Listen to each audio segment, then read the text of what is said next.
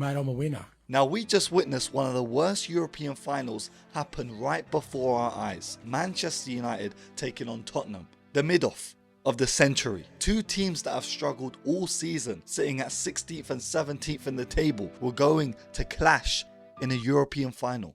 Make this make sense. Like, going into this match, what did we really expect? This is a relegation battle happening before our eyes. But this time, it's in a fancy stadium and way more people are watching. And when this game did kick off, it was like it was played out in slow motion, because it was one of the worst games I have seen this season. Both teams were looking to play anti-football. None of them could string two passes together before the other team would stop them with a foul or a kick or a push. There was no structure to this game. No patterns of play, no rhythm. It was like asking a guy that's never played an instrument to start playing the piano for a crowd of 50,000. I'm sitting there for the first 10 minutes of the game thinking, what is going on? Is this a Europa League final or a WWE match? But still, regardless of the fact that neither of these sides wanted to play football, it took until the 41st minute to get the opener in the game and the only goal in the game. With Pape Sarr whipping a ball into the box and Brennan Johnson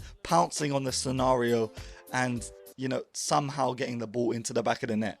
I don't know if it went off his shin. I don't know if Luke Shaw's belly was the one that deflected it in, but it was a goal nevertheless, and he celebrated like he scored in a European final, which he did kind of score in a European final, but that can't be counted as a goal. And despite Spurs being 1-0 up in the first half, the only threatening player on the pitch genuinely was Amad Diallo. There was a point in this game where there were just fouls after fouls, whether it was Romero on Harry Maguire, Richarlison time wasting. Bro, it was the first half. Why are we time wasting? But then I realized, of course Tottenham were going to time waste because they had just scored and they knew for a fact they were not going to score again. And despite me pleading on my knees towards the TV, begging for some, rhythm in this game, we have to give props to the likes of Richarlison for slowing it down, because he was one of the main reasons that Tottenham lasted for so long before he came off for Son in the second half. And then we have to talk about the fact that both of the strikers in this match, Højlund,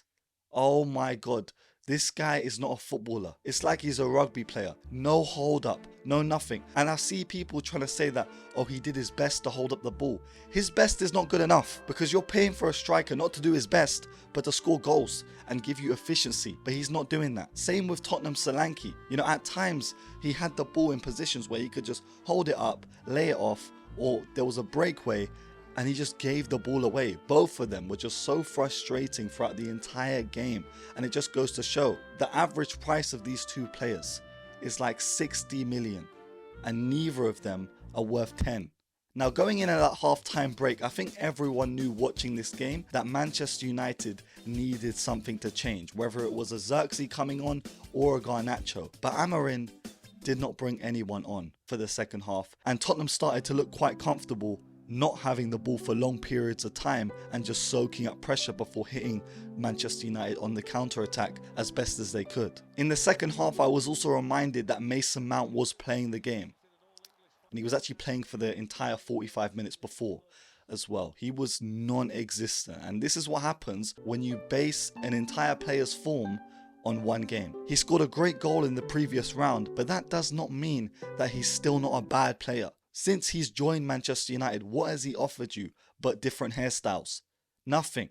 Absolutely nothing. Luke Shaw was also poor as well, and I can't believe started the game for Manchester United. That just doesn't make sense. I haven't seen this guy in ages, and suddenly he's starting in a European final. This guy was already tired 2 minutes into the game. And Bruno Fernandes is another player that we have to talk about in this game, because where was he? A guy that has constantly carried Manchester United time and time again in these big games. When he's actually needed, he just ghosts. Because this was a game where you could have really marked your legacy at the club.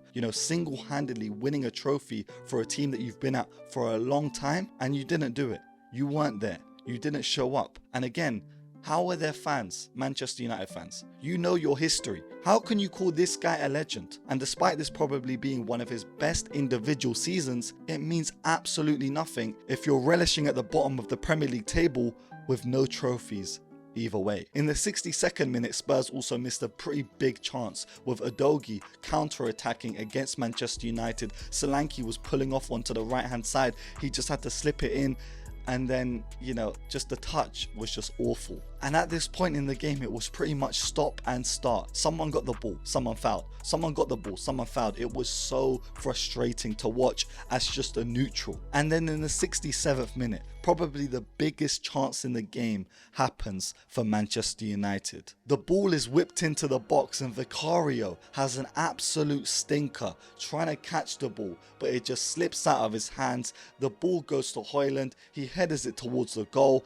and in slow motion, Mickey van der Ven comes out of nowhere with an acrobatic clearance and sends that ball back to the trenches. No, Manchester United aren't going to steal this win away from Tottenham and pave over all the cracks in their team. But then finally, in the 70th minute, the likes of Xerxes and Garnacho come on, looking to make an impact. We had Fernandes missing a header, Pedro Porro nearly giving away a penalty, but it was just not enough to really threaten this Tottenham backline and structure that they had in the game. Romero did an amazing job getting in the head of Harry Maguire and just taunting him throughout. And honestly, it was like these Manchester United players had given up before it had even ended. Even with a 7-minute added time onto the end of the game, it was like the script writers were saying, nah, Manchester United need to get a goal back. We need extra time. We need scenes. No, they could not do it. Again, there was penalty shouts in the 96th minute, and then Vicario comes out with a phenomenal stop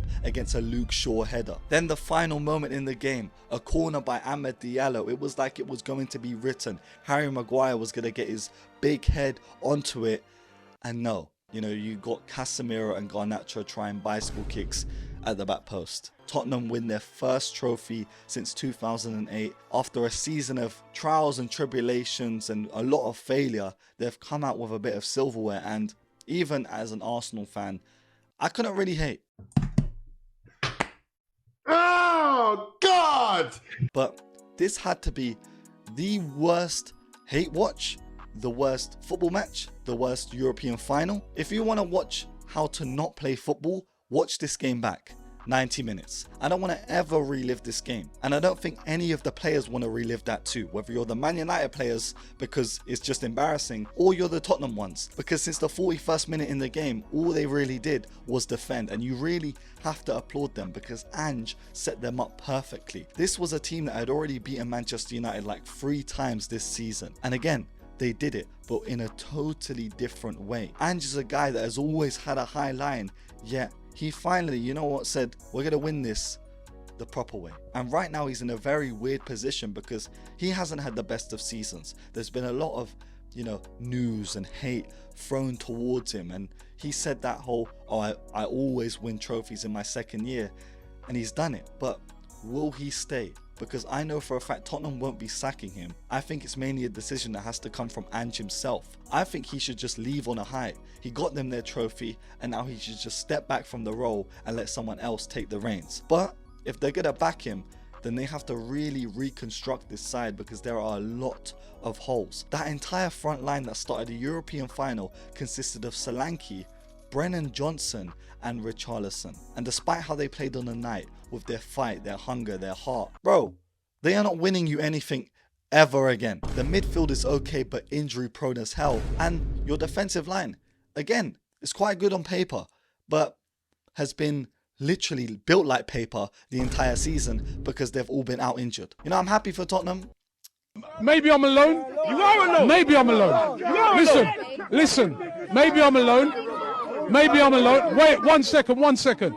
And I'm happy for Man United's demise, but I don't even know what I just watched. I don't even know if my reaction is even worth it. Genuinely, because the game was so bad. Like, what am I even supposed to call this video? Oh, analysis on the Manchester. There was no analysis, yeah? Tottenham had like 27% possession throughout the entire game. Manchester United had 16 shots. You know, if you were a stats guy and you didn't watch the game, you would think Manchester United played amazing. Oh, 16 shots. How many attempts on target? No.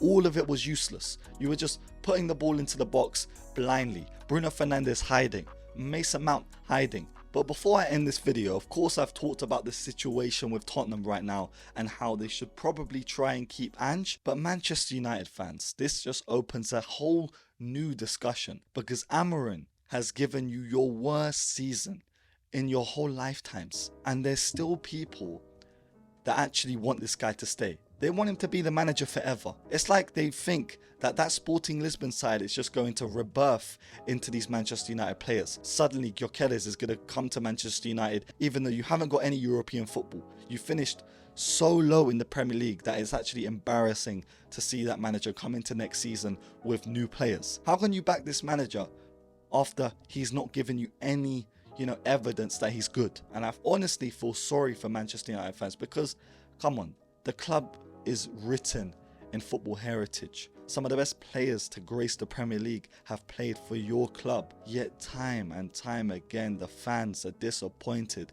The players have disappointed them. Even your captain, on the biggest occasions, just is not there. This is a poor side, a very poor side. And you guys tell me what you think. Let me know what you thought of the game. Does it go down as the worst game that you've ever watched in history of football? And let me know if you want me to make more match reactions like this. It's very low effort. I didn't try to edit this video too well. Anyway, stay safe, stay blessed, and peace.